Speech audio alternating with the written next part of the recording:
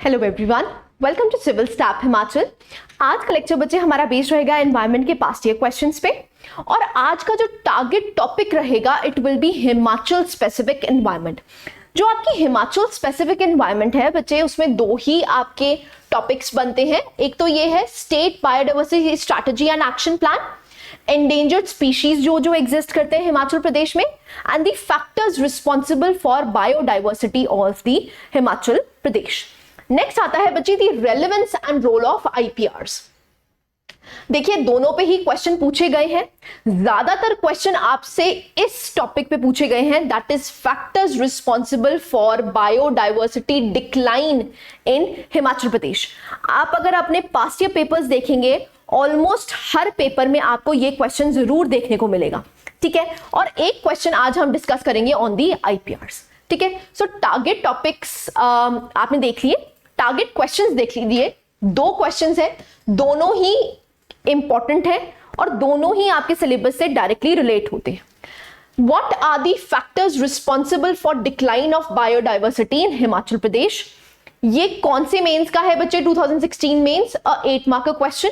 And the last one is enumerate any 5 items which have been patented or for which attempts are being made to get patented in HP under the IPR। ऐसे 5 आपको items बताने हैं जिनके पास HP में patent है, ठीक है। It was a 2017 mains question, 4 mark question है, इजी क्वेश्चन है।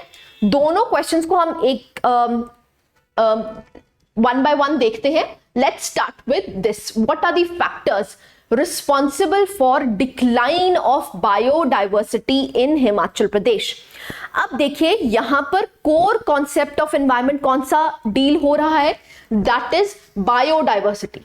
सबसे पहले आपको पता होना चाहिए बायोडाइवर्सिटी क्या है, उसके बाद ही आप जज कर पाएंगे कि कौन कौन से फैक्टर्स हैं जो कि बायोडाइवर्सिटी के डिक्लाइन में एग्रावेट कर रहे हैं उसको, ठीक है। सो ब्रॉड गाइडलाइंस देखते हैं बच्चे। व्हाट है क्वेश्चन? डायरेक्टिव सिंपल है, you have to bring out the characteristics of the subject matter. सबसे पहले इंट्रोडक्शन में बच्चे आप क्या कर सकते हैं, बायोडाइवर्सिटी को डिफाइन कर सकते हैं। So biodiversity is the variety of all species on our planet, as the name suggests, bio plus diversity. Bio means living, अब लिविंग में बच्चे एनिमल्स भी आ जाएंगे, प्लांट्स भी आ जाएंगे। डाइवर्सिटी का मतलब होता है वैरायटी, ठीक है। सो जितने भी वैरायटी ऑफ लिविंग ऑर्गेनिजम्स हमारे धरती पे एग्जिस्ट करते हैं उनको हम क्या बोलते हैं, बायोडाइवर्सिटी, ठीक है जी।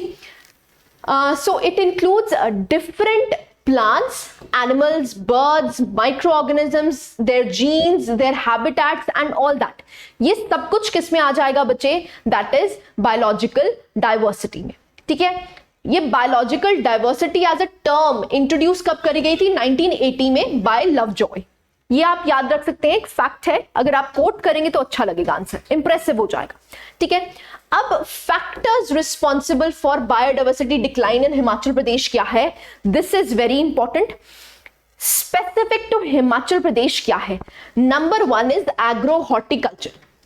अब आपको पता है हिमाचल प्रदेश में horticulture as a sector is growing very fast, ठीक है। सो जब भी आप एग्रीकल्चर के लिए या फिर बच्चे हॉर्टिकल्चर के लिए लैंड को क्लियर करेंगे, अब जब आपने लैंड क्लियर कर दिया मतलब वहां पर डिफॉरेस्टेशन कर दी, तो वहां पर क्या है, बायोडाइवर्सिटी लॉस होगा, ठीक है। This is point number 1।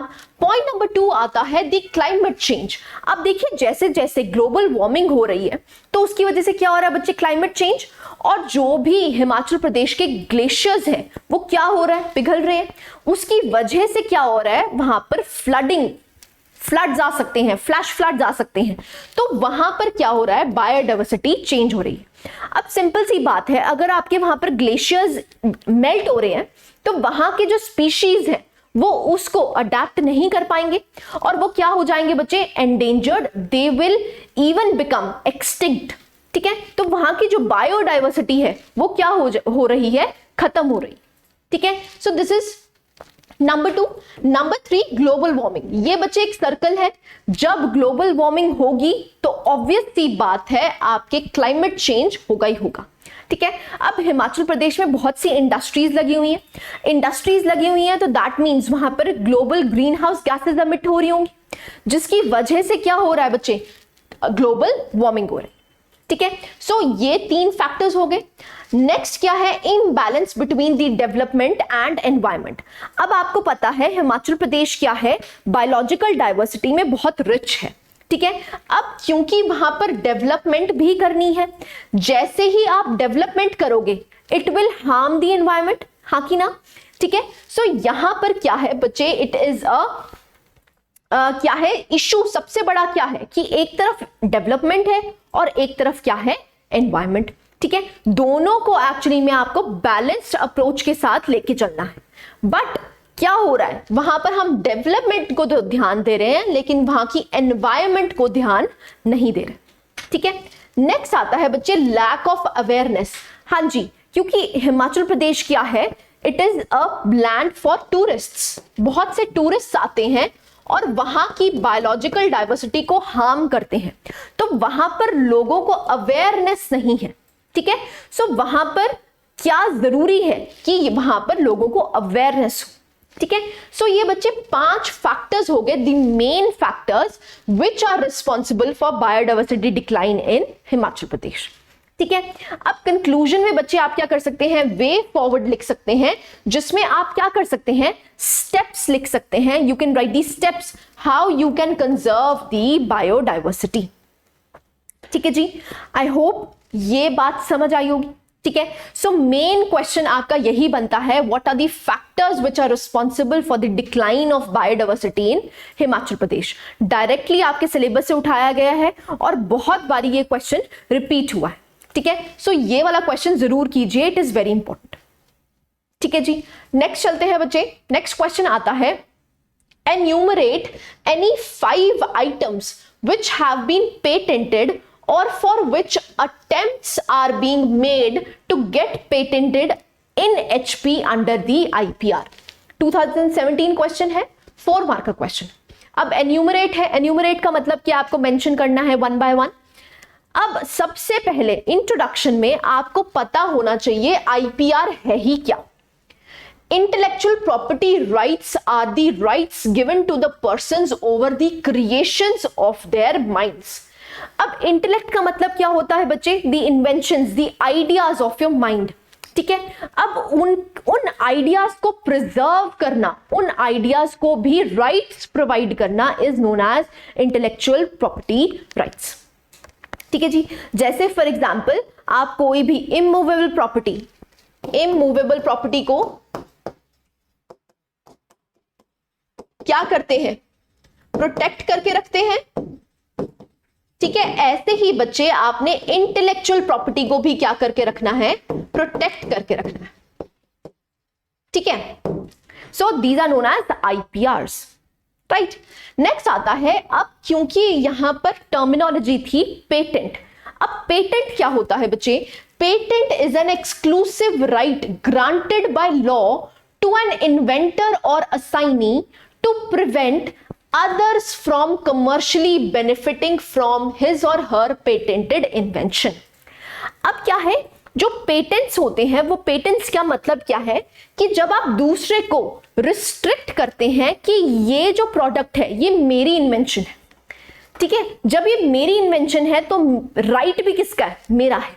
ठीक है, तो आप दूसरों को प्रोहिबिट करते हैं कि आप इस चीज को यूज नहीं कर सकते। ठीक है, अब क्वेश्चन क्या था कि आपको एन्यूमरेट करने हैं कौन कौन सी चीजें हिमाचल प्रदेश में पेटेंट हो चुकी हैं। Number 1 is Kullu shawls. जो कुल्लू की शॉल्स हैं, they are very famous, it has been patented. Next आता है कांगड़ा टी। जो कांगड़ा की टी है, again it is a patented product. Number 2 is Chamba rumal. जो चंबा रुमाल है वो भी बहुत फेमस है। ऐसे ही किन्नौरी शॉल्स। ठीक है, and the last one is Kangra paintings. देखिए कांगड़ा पेंटिंग्स तो आप हिस्ट्री में भी पढ़ते हैं।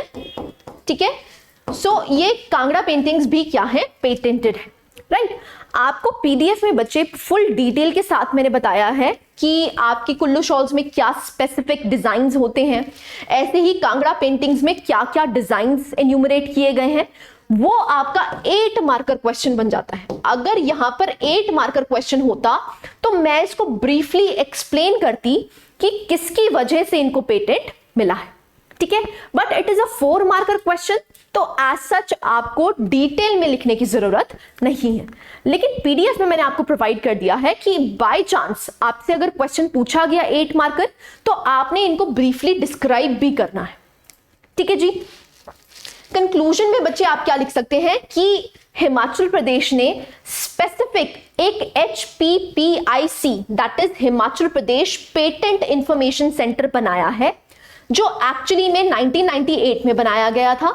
और वो करता क्या है बच्चे, ये पेटेंट्स को, जितने भी हिमाचल प्रदेश के स्पेसिफिक पेटेंट्स हैं उनको प्रोटेक्ट करने की रिस्पॉन्सिबिलिटी लेता है, और दूसरा इंफॉर्मेशन पहुंचाता है, अवेयरनेस फैलाने के लिए यूज होता है, ठीक है। सो ये आप लिख सकते हैं कि हिमाचल प्रदेश ने स्पेसिफिक ऑर्गेनाइजेशन बनाई हुई है दैट इज HPPIC, ठीक है जी। आई होप ये बात समझ आई होगी, ठीक है। तो आपके बच्चे सिलेबस में जो 2 पॉइंट्स थे, एक तो बायोडाइवर्सिटी ऑफ हिमाचल प्रदेश, दूसरा पॉइंट था that was related to IPRs। दोनों ही क्वेश्चंस हमने कवर कर लिए हैं डिटेल में। अगर कोई भी क्वेश्चन फर्दर आपसे पूछा जाता है तो आप इजीली अटेम्प्ट कर सकते हैं, ठीक है। So this was all. यहां तक आपके जितने भी एनवायरनमेंट के पास्ट ईयर क्वेश्चंस हैं वो कवर हो चुके हैं होलिस्टिकली। कोर कॉन्सेप्ट्स भी बच्चे हमने कवर कर ली, ऐसे ही हमने हिमाचल स्पेसिफिक एनवायरनमेंट भी कवर कर, ठीक है जी। I hope you like the lecture. Thank you very much.